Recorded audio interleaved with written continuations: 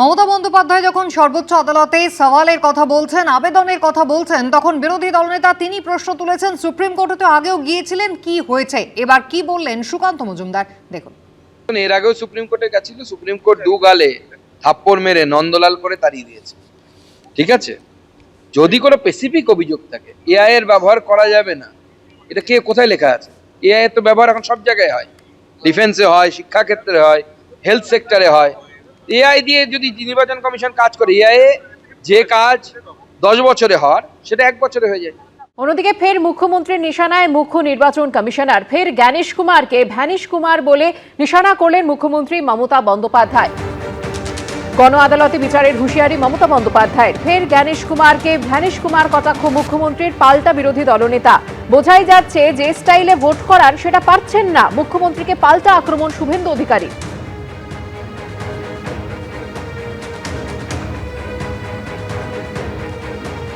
তুমি কে ভাই? সবে এসছো কিছুদিনের জন্য, দেশটাকে ধ্বংস করার জন্য। মনে রাখবে, বাংলা কোনোদিন মাথা নত করেনি আর কোনোদিন করবে না। তাই রবীন্দ্রনাথ ঠাকুর লিখেছিলেন, চিত্ত যেটা ভয় শূন্য, উচ্চ যেটা শির। মনে পড়ে? মনে পড়ে কাজী নজরুল ইসলামের গান, কারারই লৌহ কপাট, ভেঙে ফেল করলে লোপাট, রক্ত জমাট শিকল পূজার পাষাণ বেদী। অথবা মনে পড়ে মুক্তির মন্দির সোপান তলে কত প্রাণ হলো বলিদান, লেখা আছে অশ্রু জলে। এটা বাংলার ইতিহাস, মনে রেখে দিও দিল্লির জমিদাররা। এটা ভালো করে মনে রেখে দিও আর কানে ভালো করে শুনো। রাজ্যের লিডার অফ দি হাউস অর্থাৎ মুখ্যমন্ত্রী, তিনি অসত্য বলে যে সাংবিধানিক সংস্থাকে বিভ্রান্ত করার চেষ্টা করলে সঠিক তথ্য এবং ওনার তোলা অভিযোগগুলি খণ্ডন করার ক্ষেত্রে কিছু তথ্য দিয়ে একটি সাংবিধানিক বডি ভারতবর্ষের নির্বাচন কমিশনকে দৃষ্টি আকর্ষণ করা এবং মুখ্যমন্ত্রীর মিথ্যাচারটাকে প্রকাশ্যে আনার দায়িত্বটা বিরোধী দলনেতার। ইলেকশন কমিশন অনেক আগে থেকেই প্রস্তুতি নিয়ে, ট্রেনিং দিয়ে, এই রাজ্য থেকেও 1000-এর বেশি বিএলও এই ট্রেনিং প্রক্রিয়ার মধ্যে যুক্ত ছিলেন। উনি আইপ্যাককে লাগিয়ে হঠাৎ করে একটা 60 বছর 62 বছরের লোককে এখন বার্থ সার্টিফিকেট দিতে চাইছেন। উনি হঠাৎ করে ডোমিসাইল সার্টিফিকেট দিচ্ছেন।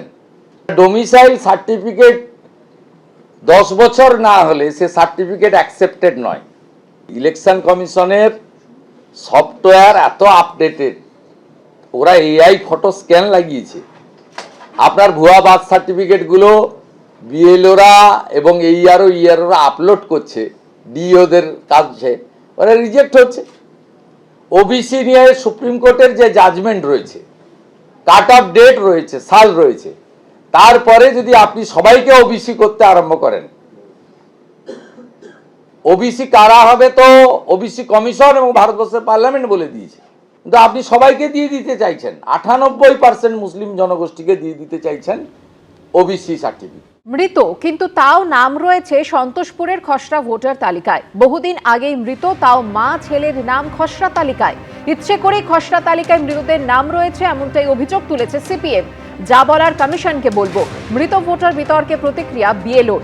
খসড়া তালিকা মানেই চূড়ান্ত নয়, ভোটার বিতর্কে বলছে কমিশন, এমনটাই সূত্রের খবর।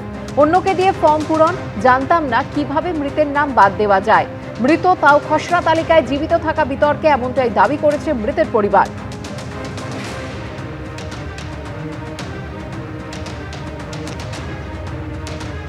এসআইআর প্রক্রিয়া নিয়ে এত কথা বলার পর তারপরে সমস্ত কিছুর পরে একটা খসড়া তালিকা বের হলো। আবার আমরা যাদবপুরেই একটা পার্টের শুধু আপনাদের উদাহরণ তুলে ধরি, 167 নম্বর পার্ট খসড়া ভোটার তালিকা যেটা বেরিয়েছে, সেখানে তাকে চেক করতে গিয়ে দেখা গেল সেই পার্টে একেবারে মানে প্রতিষ্ঠিত এটা যে ওই মানুষ দুটির নাম ওনারা মারা গেছেন, ওনাদের নাম বাদ যাবে, সেই নাম বাদ গেল না। আপনি বলতে পারেন এটা যে বিএলওর পক্ষে জানা সম্ভব ছিল না, বিএলওকে দেওয়া হয়েছে, কিন্তু যখন এই প্রক্রিয়া চলে এবং বিএলও যখন ফর্ম দিচ্ছে তখন সিপিআইএমের যিনি বিএলএ 2 তিনি বারবার বিএলওকে বলছেন, অগ্নিজিৎবাবুকে বলছেন যে আমি জানি এরা মৃত, এদের নামটা রাখবেন না। পলিটিক্যাল প্রেশার আপন বিএলও, এবং তিনি সেই প্রেশারের কাছে নতি স্বীকার করে সেই নাম দুটোই রাখলেন।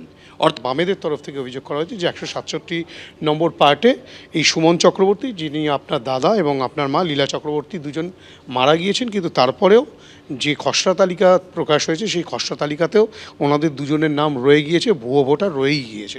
তেমনটাই অভিযোগ সিইও দপ্তরেও কিন্তু ইতিমধ্যেই অভিযোগ জানানো হয়েছে। এই বিষয়ে আপনারা কি বলেন? হ্যাঁ, একদম সঠিক। কারণ আমি জানতাম না যে ওটা ফিল আপ করে পাঠাতে নেই, বা আমাকে ইনফরমেশন দেওয়া হয়নি সেরকমভাবে যেগুলো পাঠাতে হবে না। আমাকে লিস্ট দিয়েছে যে এগুলো ভোটারের আছে, আমি সেই হিসাবে ফিল আপ করে দিয়ে পাঠিয়ে দিয়েছি। এবং সেটার জন্য ওরা আমাকে বলেছে তার ক্যান্সেল করার। আমি বলেছি হ্যাঁ, ক্যান্সেলও করে দেবো। কীভাবে করতে হবে বলুন, প্রসিডিওরটা বললে আমি ক্যান্সেল করে দেবো। আমি বাইরে ছিলাম, ফিরেছি তারপরে, এবং উনি যখন হোয়াটসঅ্যাপে আমাকে দিয়েছে সেটা আমি হোয়াটসঅ্যাপে ওনাকে রিপ্লাইও দিয়েছি। ডিক্লারেশন দিয়েছেন ইতিমধ্যে? উনি আসবেন, উনি এসে ডিক্লারেশন নেবে। ডিক্লারেশন, হ্যাঁ হ্যাঁ। এই অভিযোগটা তাহলে কেন আসলো? আগে দেননি কেন, বা জানতামই না? বিএলও জানায়নি? কোনটা? বিএলও ফর্ম যখন দিয়ে গেছে তারপরে আমি চলে গেছি বাইরে।